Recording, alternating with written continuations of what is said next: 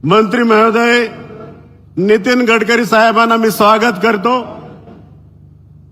आणि सोबत आलेले आमचे महाराष्ट्र भारतीय जनता पार्टी అధ్యక్షులు కేంద్ర మంత్రివర్యులు కిషన్ రెడ్డి గారు, కేంద్ర మంత్రివర్యులు గవర్నర్లు బండి సంజయ్ గారు, రాష్ట్ర ఆర్ఎండ్బి శాఖ మంత్రులు గవర్నర్లు కోమటిరెడ్డి వెంకటరెడ్డి గారు, రాష్ట్ర పంచాయతీరాజ్ శాఖ మంత్రులు సోదరుని అనసూయ సీతక్క గారు, సహచర గౌరవ పార్లమెంట్ సభ్యులు వంశీ గారు, స్థానిక శాసనసభ్యులు లక్ష్మి గారు, హరీష్ బాబు గారు, పాయల్ శంకర్ గారు, రామారావు పటేల్ గారు, బొజ్జు గారు, ఎమ్మెల్సీ దండవిత్తల్ గారు, వేదికమైనటువంటి గౌరవ అతిరథ మహోన్నతులందరికీ స్వాగతం సుస్వాగతం. చాలా సుదినం. ఈరోజు వేలాది కోట్లతోటి మంజూరు ఇచ్చినటువంటి ప్రాజెక్టులు ప్రారంభించుకోవడం, శంకుస్థాపనలు చేసుకోవడం ఈ జిల్లా ప్రజానికానికి తెలుసు. ఉమ్మడి ఆదిలాబాద్ జిల్లాలో ఒకే ఒక్క జాతీయ రహదారి ఉండేది. 7వ జాతీయ రహదారి ఈరోజు అది 44గా మారిపోయి ఆ రోజు వాజ్పేయి గారి నాయకత్వంలో 4 లైన్స్ అయిపోయింది.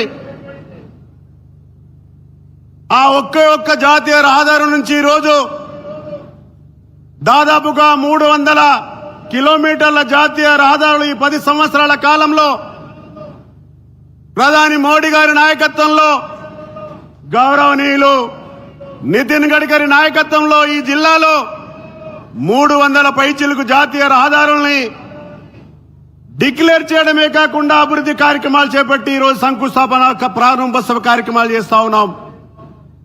363 మంచిర్యాల నుంచి రాజూర మహారాష్ట్ర బార్డర్ వరకు,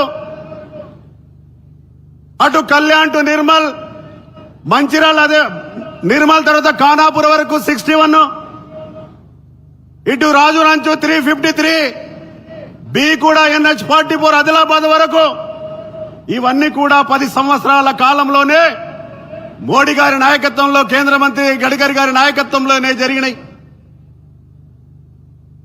ఇవే కాకుండా మన జిల్లా చాలా వైశాల్యమైనటువంటి జిల్లా. ఇంకా చాలా యొక్క రోడ్లు చాలా అవసరం. కాబట్టి ఈ సందర్భాన నేను ఎక్కువ సమయం తీసుకోకుండా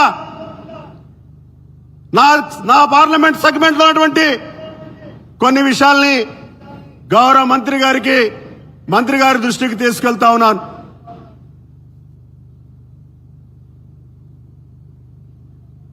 सर, मी या सभेत मी मागणी करतोय साहेब, जे माझा मतदारसंघ आदिलाबाद पार्लमेंट लई वैशाल्यानं मोठा प्रमाणे आहे. नागपूर टू हैदराबाद 44 नंबरचा नॅशनल हायवे आहे. आता मला पाहिजे साहेब, आदिलाबाद टू आसिफाबाद 100 किलोमीटरचा रस्ता आहे आणि आसिफाबाद पासून गडचिरोलीचा जिल्हा अल्लपल्ली 353 CR राष्ट्रीय मार्गाला जोडल्या तर माझाचे मतदारसंघ 7 मतदारसंघाला जोडण्यासारखा होते. जिल्ह्याचा विकास होईल साहेब. एक माझा मागणी आहे, మన యొక్క ఆదిలాబాద్ 44 జాతీయ రహదారి ఆదిలాబాద్ నుంచి ఆసిఫాబాద్ వరకు, ఆసిఫాబాద్ నుంచి గడచిరోలినటువంటి అల్లపల్లి వరకు జాతీయ రహదారిగా ప్రకటించి నిధులు ఇవ్వాల్సిందిగా నేను ఇప్పుడే మరాఠీలో కోరడం జరిగింది. साहेब, तुम्हाला माहित आहे मी 2017 मध्ये महोरचा सभामध्ये आलेलो होतो. मी मागणी केलं होतो चंद्रपूर ते माहूरचा रेणुका माताचा मंदिर मध्ये जातीय म्हणजे राष्ट्रीय महामार्ग मी मागणी केलं होतो. साहेब, तुम्हाला मी आभार प्रकट करतो. ते 200 किलोमीटरचा जे रास्ता होता, 100 किलोमीटरचा रास्ता तुम्ही राष्ट्रीय महामार्गात घोषित केले आणि काम पण सुरू झालं आहे. आणि साहेब, उरलेला जे आहे आदिलाबाद आमचे 44 नंबर जे राष्ट्रीय महामार्ग पासून माझा जमदापूर, भीमपूर, वर्ली आणि मांडवी, सारकणी आणि माहोरचा या रस्त्याला सुद्धा राष्ट्रीय महामार्ग घोषित करून त्याचा सुद्धा काम सुरू करता म्हणून मी मागणी करतो आहे साहेब. आणि एक आहे साहेब, जे कल्याण आणि निर्मलचं सेक्शन 61 NH आहे साहेब,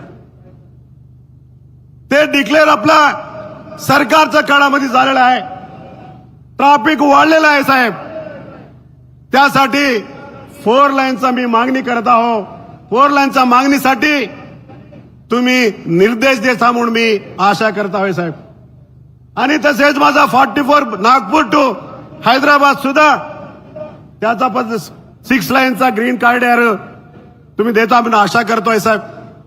अजून 61 टू आमचे जे जन्नारम आणि दंडपेली लक्षपेठ 61 टू 63 जोडण्या गेल्या तर पुरा जे पहिले जे एक जिल्हा होता आदिलाबादचा, आज 4 जिल्हा झाले.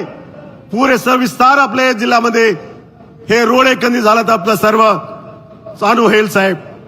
मी जास्त अजून वेळ न घेता साहेब, आणि जे आता 353 जे राजुरापासून तर आदिलाबाद पर्यंत ते झालेलं आहे राष्ट्रीय महामार्ग काम चालू आहे.